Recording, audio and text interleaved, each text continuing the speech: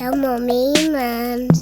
Hey guys, Monica Escobar Allen here, founder of the MoMeMans. I just recently finished my letter B from the ZYX project, and it's about a bubbly bee-ball bee who learns about banana breathing when things don't go her way.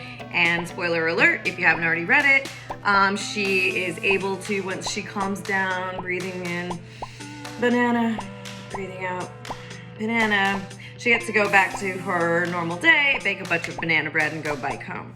So it got me into wanting to make some deliciously imperfect banana bread. And if you've been following me, you might know that I've been making sourdough during the pandemic like everyone else. But what you didn't know is that I actually was interested in making sourdough before the pandemic, but then when I saw like what you had to do for it, I was like, who's got the time? Well, the pandemic came and suddenly I was home all the time. But anyway, back to the banana bread. I used to make banana bread all the time, or that was like my first intro into baking prior to the sourdough, and I haven't made any since.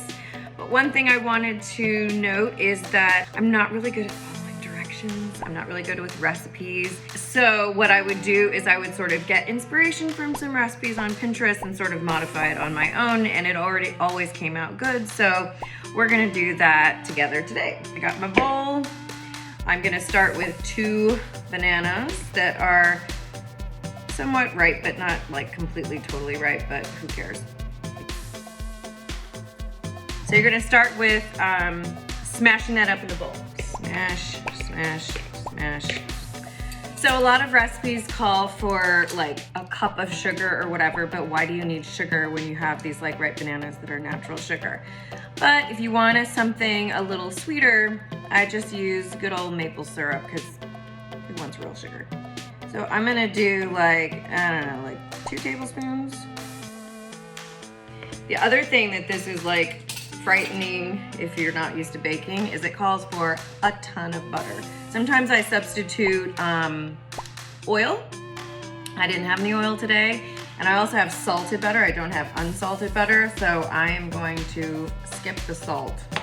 Otherwise, it might come out too salty. So I'm gonna heat this up in the microwave because it's better to mix if it's melted. While I'm doing that, I'm gonna crack my eggs. 2 eggs.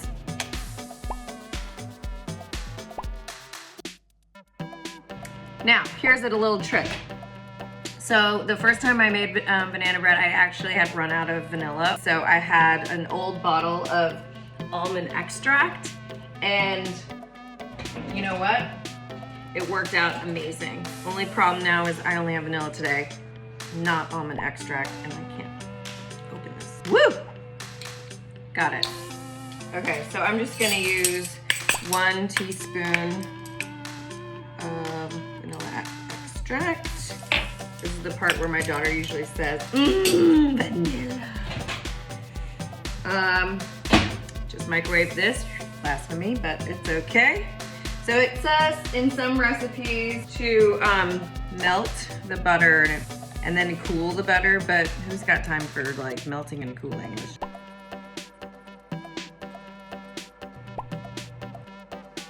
So now I'm gonna put the flour. It's supposed to be 2 cups of flour. What I do is I use a 1/2 cup, and then I sort of gauge like how healthy do I feel today.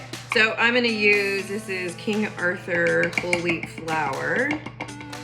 I'm gonna do 1/2 and 1/2. So I'm gonna do 1 whole cup King Arthur whole wheat, and then I'm gonna do another cup of King Arthur all-purpose.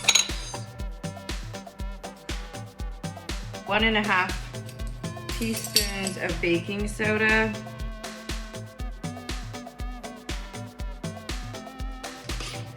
Because I'm supposed to fold it in, I'm just gonna use my spatula first and kind of swirl those dry ingredients together on top.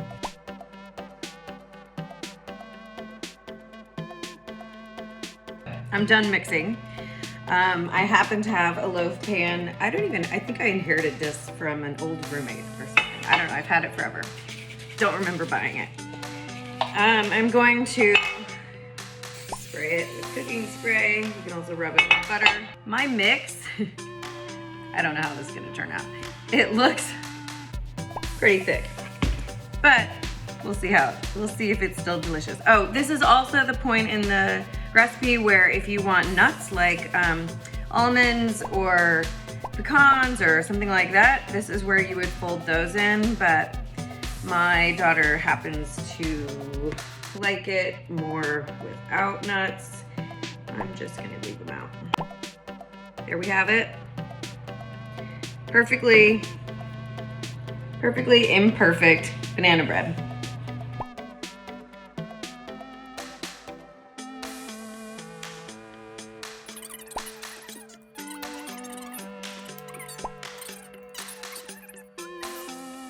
Want to take a peek? It's a little bit raw.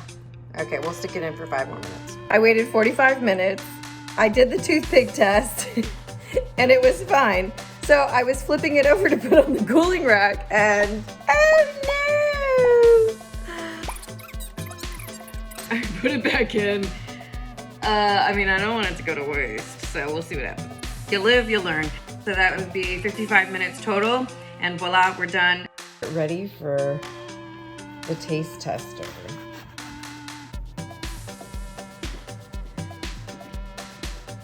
What do you think? Yummy. See, deliciously imperfect banana bread always wins. Bye.